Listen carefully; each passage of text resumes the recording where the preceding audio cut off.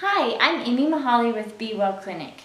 Today I want to talk to you about the inflammatory system. Inflammation is something that's talked about a lot, but it's very complex and so it's not very well understood. It's too complex for me to go over fully on this little whiteboard in just a few minutes, but at the end of our short time, I hope that you will come away with 3 things. Number 1, an understanding of the complexity of the immune system, that there are so many amazing things that it does. Number 2, why the statement, inflammation is good, if it's the right kind, is true. And 3, I want to give a placeholder for you for some of the words that get thrown around, like histamine and mast cells, so you have an understanding of what those truly mean in the system and activation of the inflammatory system. So let's get started. First off, as we look at the inflammatory system, there are really 3 systems that come out, 3 major arms that happen when inflammation is present or when it's needed. First off, we have the complement system. This is really a system that protects us against bacterial invasion of our bodies. Second, the clotting system. This builds a fibrous mesh network that allows us to make clots or creates a framework to have healing of damaged tissue. Third, the Kainan System. This is a system that assists the clotting system and it activates and assists other immune cells. Speaking of immune cells, mast cells are one of the major immune cells that are present and big players in the inflammatory reaction.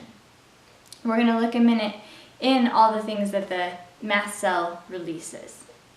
First off, I want to point out with these 3 definitions that the goal of inflammation is healing. All 3 of these systems are working to heal and repair the body. Acute, meaning short-term inflammation, is really good for our bodies, and it's the process that the body has to repair damage. When we have a problem, it's because the inflammation is chronic. Chronic inflammation is not helpful. It puts continual stress on the body, depletes our nutrients, and puts us more in a state of fight or flight than healing, rest, and recovery. So, acute inflammation is good and is needed to heal damaged tissue. But chronic inflammation, when it's happening all the time because the stimulus of that damage keeps coming, is not good. Lots of things can cause damage to our body that stimulates an inflammatory response. Things like burns, really cold temperatures, also not getting the right nutrients, toxins released by bad flora in our gut or that we come into contact with in our environment. All of these things can cause inflammation, as well as blunt injury, twisting your ankle, venom, bee stings, things like that. When inflammation is needed, lots of things are activated, and one of those things is the mast cell. Mast cells are granulated cells that contain a lot of things inside and a lot of potential inside. When the mast cell is degranulated, meaning broken apart because it's needed, things are released, histamine being one of the 9 things that come out of a mast cell. We're really familiar with histamine, so let's talk about that for a minute.